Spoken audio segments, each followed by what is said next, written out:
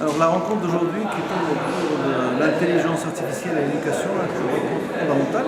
On a commencé par le secteur de l'éducation parce que c'est la base de tout, la base réellement de l'économie du Maroc de demain. Nous avons clairement dit et communiqué que ça va être une rupture totale. L'intelligence artificielle va changer tout, notre mode de vie, de communiquer, de faire, de travailler, de produire. Il est nécessaire aujourd'hui qu'on l'intègre, il est nécessaire aujourd'hui qu'on la comprenne, il est nécessaire qu'on n'ait pas peur, il est nécessaire de l'utiliser. Et cela, bien sûr, présente des problèmes, c'est clair. Mais il faudrait avoir le courage d'intégrer l'IA en réfléchissant sur les effets négatifs, mais au moins l'intégrer dès le départ, tôt, qu'on ne soit pas vraiment dépassé par les autres pays et qu'elle puisse bénéficier pour améliorer l'élève, l'étudiant, le travailleur, l'entreprise, tout le monde. Bien, donc Philippe Truquet, consul général de France à Tanger et directeur de l'antenne Tanger de l'Institut français du Maroc. Donc aujourd'hui, nous organisons en collaboration avec la Confédération générale des entreprises du Maroc une conférence sur l'action de l'intelligence artificielle dans l'éducation.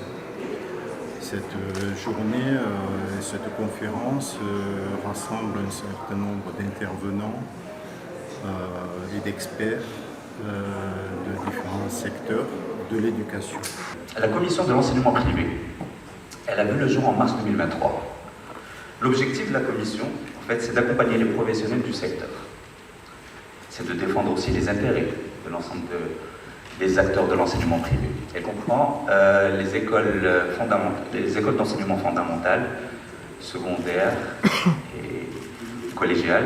Elle comprend les écoles supérieures privées, également les centres de formation et de recherche. Le Maroc aujourd'hui est un acteur important au niveau de l'Afrique, mais nous sommes face à des mastodontes, des Américains qui sont en train d'investir des centaines de milliards de dollars, 500 milliards, les Européens, les Chinois. Le Maroc doit exister, le Maroc doit avoir sa propre vision et politique de l'IA et le système éducatif aujourd'hui doit l'intégrer pleinement et l'utiliser pour améliorer ses performances et la qualité de l'éducation qu'on vient de offrir à nos enfants. En marge de cette journée sur l'intelligence artificielle dans l'éducation ici à Tanger, nous signerons une convention entre la CGEM, la commission des entreprises privées de la CGEM, l'Institut français de Tanger et l'Institut français de Tétouan.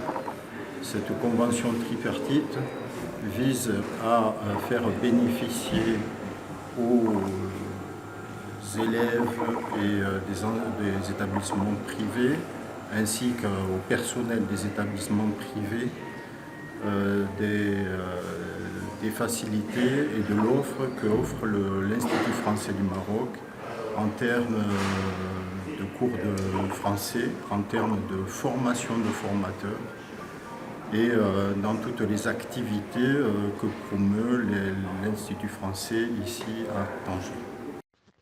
L'intelligence artificielle est une réalité du présent et non un projet d'avenir sur lequel nous devons travailler. Dans notre secteur de l'éducation au Maroc, elle est déjà utilisée, mais plus par les lycéens que le reste des parties prenantes qui la composent, telles que les enseignants ou les travailleurs administratifs. Nous devons, en tant qu'acteurs du secteur, sensibiliser les écoles à utiliser cette nouvelle technologie pour le bien des enfants. En effet, elle permet un apprentissage personnalisé car elle s'adapte au niveau de tout un chacun. Le côté, disons, négatif de l'intelligence artificielle, il serait le recours au plagiat, par exemple, des élèves, ou bien l'accès à des données qui ne respectent pas l'éthique. C'est pour cela qu'il faudrait des garde-fous pour qu'elle soit utilisée à bon escient. Pour conclure sur une note optimiste, elle ne pourra jamais remplacer les enseignants. Moram Bakrali, directeur général du groupe scolaire Mont à Tanger et membre fondateur de la commission enseignement privé de la CGE Tanger CEIMA. Nous avons organisé cet événement sur la thématique de l'IA parce qu'aujourd'hui c'est une thématique qui nous intéresse énormément. C'est une technologie qui est là pour rester, qui est déjà utilisée chez nos élèves. Donc nous devons apprendre à l'utiliser et nous devons enseigner nos élèves à bien l'utiliser, à nos lycées. Aujourd'hui, quand vous demandez une dissertation à nos élèves, il y en a qui vont la faire sur ChatGPT, par exemple.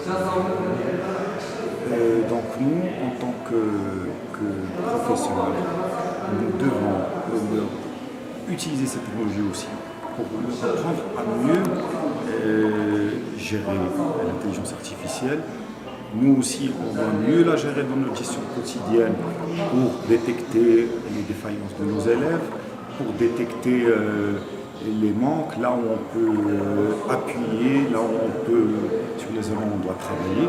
Donc c'est un chantier qui est nouveau, qui est énorme, où on n'a pas, malheureusement, on n'a pas beaucoup de recul. ChatGPT, ça fait 2 ans que ça existe, ça fait pas plus. Donc on doit vraiment créer et produire cette vision pour bien travailler dans le futur.